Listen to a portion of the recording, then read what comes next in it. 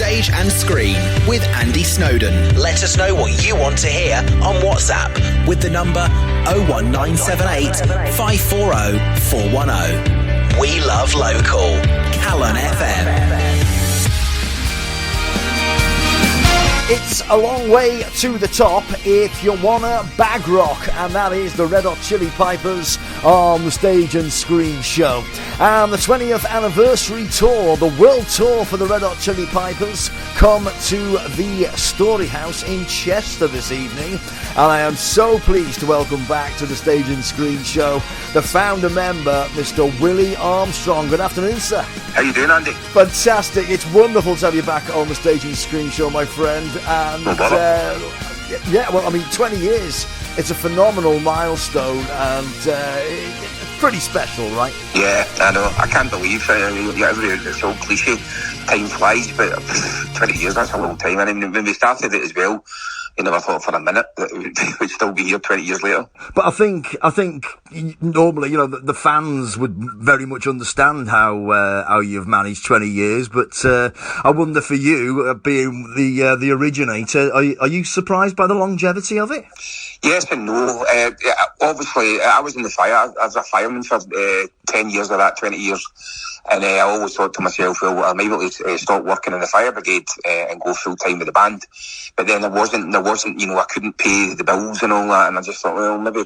But then as time wore on, I suddenly realised, well, I can pay my bills. And there's no worry now at the back of my head thinking, well, maybe the band will need to, you know, fold, and because there's nobody buying any tickets, nobody wants to listen to our music anymore, and nothing could be further from the truth.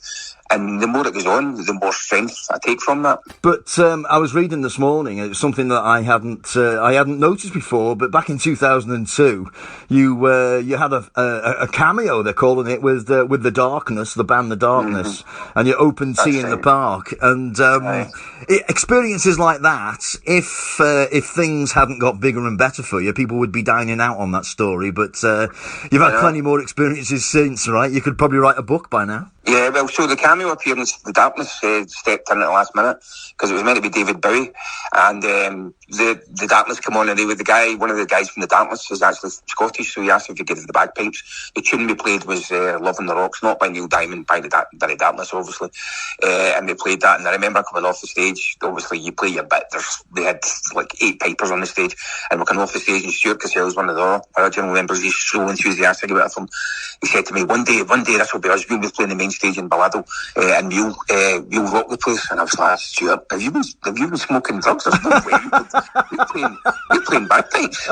But sure enough, I think it was the last time Tea in the Park was held at Ballado. We opened the main stage in front of 70,000 people, which is mental. And that took me back to the time in 2002 when we done the wee cameo with The Darkness, and who'd ever have thought that they would naturally be able to do it in their own right.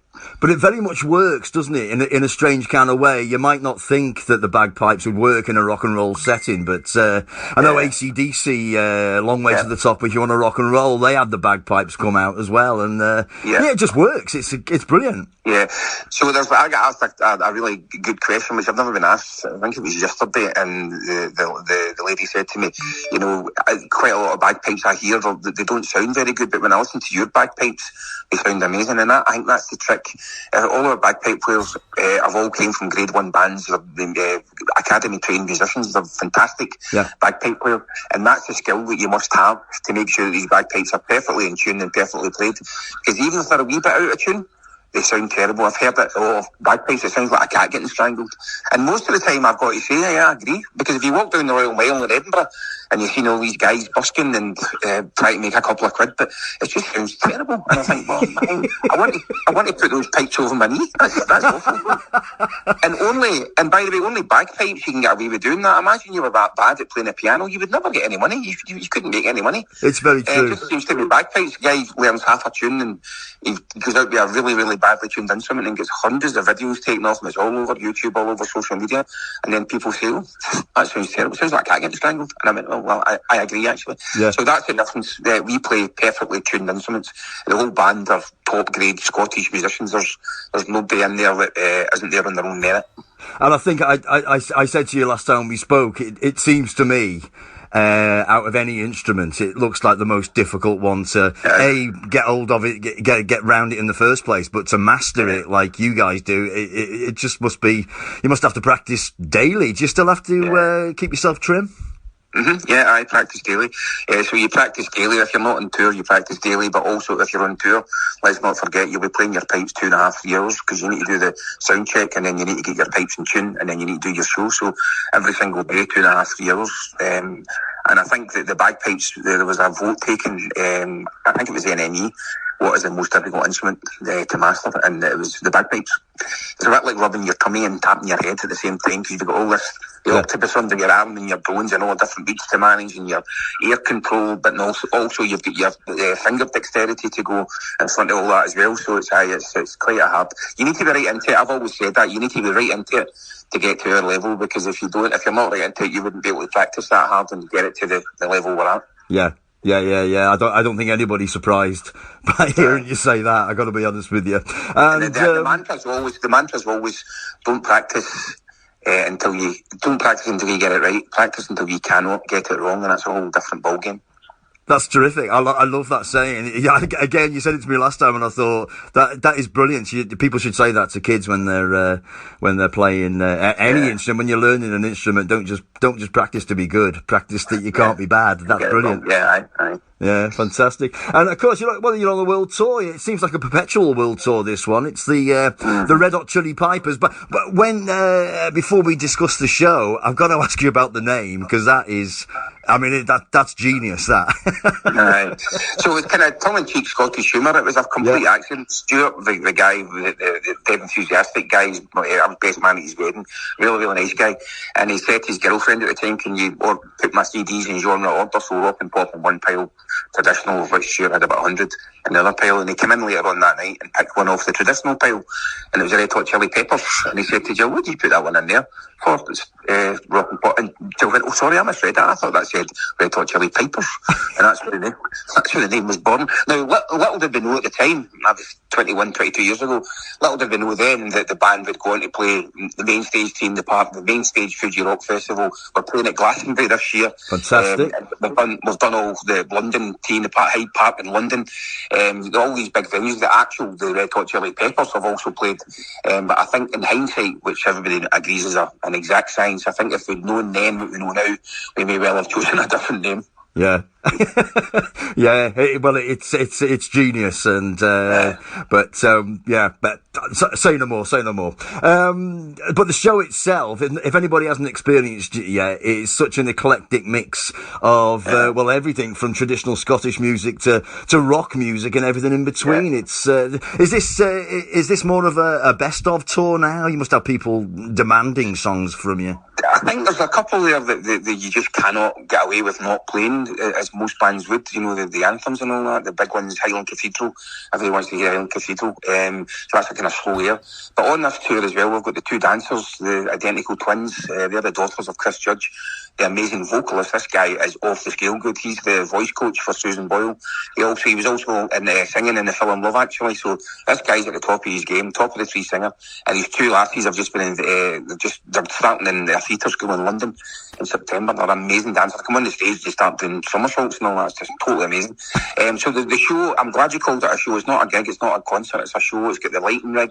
It's so well produced. We take the journey take the audience on a wee journey. We'll play some slow airs, we'll play some jigs, we'll play some reels. So your emotions will be all over the place. You'll be clapping and then you'll be sitting down. I've seen people crying because you're playing Highland Cathedral, some of the slow airs. And that's what I like about the bagpipes. It's such an emotive instrument. You know, It sounds haunting if you play it. Again, I'll hat back to the bit at the start. If it's well tuned, it sounds just amazing. And also you can then have the joyous music, the reels, the Swiss bass, jigs, and have the crowd up clapping and all that. And obviously the show builds to crescendo at the end, whereas the whole audience is standing and clapping and wanting to come back for more. And that's what it is. It's testament to the stuff we've done before, because we're not a mainstream act. We don't, we're not on telly or anything like that. But people come back and they tell their friends, so we seem to be selling bigger and bigger venues now through word of mouth. Well, it's called, the genre is called bag rock, and I'm presuming you invented that. Do certain songs work in that genre? Or what I'm trying to say is, when you start working on it, when you're giving it the Red Hot Chili Pipers treatment, do you know straight away instinctively if a song isn't going to work? Aye. That's a good question, Andy. I think the big thing you have to avoid at all costs, and it's just not for the audience, this is for the band as well, and the talented musicians in the band, you have to avoid bagpipe karaoke. So it would be ever so easy for somebody to say, can you play that in your bagpipes? And you go, yeah. But why would you? Because it has to have a musical connection, so there would be a segue. You would put in maybe 8 bars of a well-known rock cover, and then the audience are starting to question, what is that they're playing? And then you go back in to a traditional tune, and then they're going, that's really good, and then and then you go back into the segue, which is the rock cover, but you're also sometimes you're playing traditional music in behind it, because there's 3 sets of bagpipes.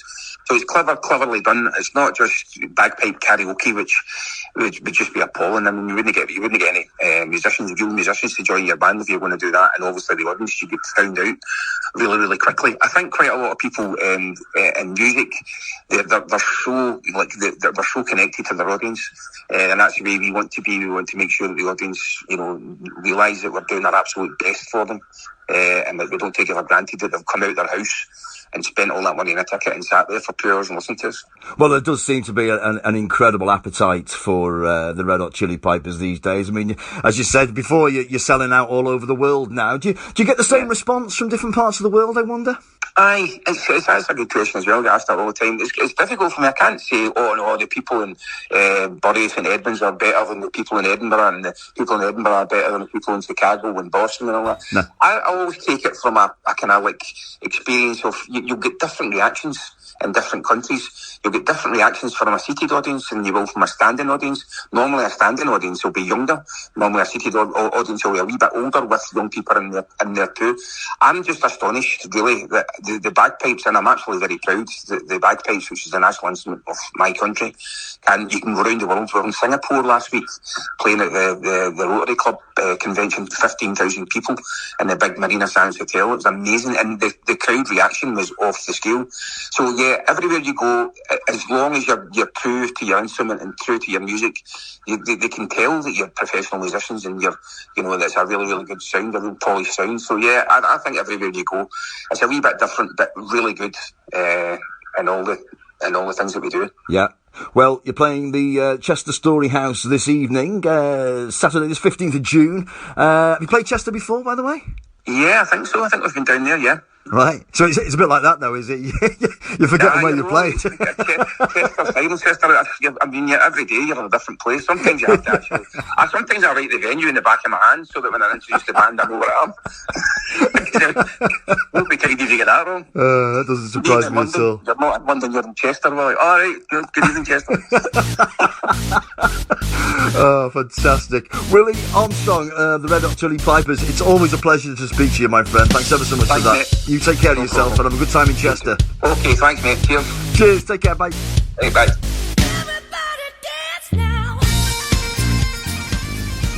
So, the Red Hot Chili Pipers will be playing at the Story House in Chester this evening. Not many tickets left, I'm afraid, but if you can chance your hand, the box office number 01244 409 113. That's 01244 409 113. Go on, support your local theatres, ladies and gentlemen. They won't be there forever if you don't. Stage and Screen with Andy Snowden. Let us know what you want to hear on WhatsApp with the number 01978 540 410. We love local. Calon FM.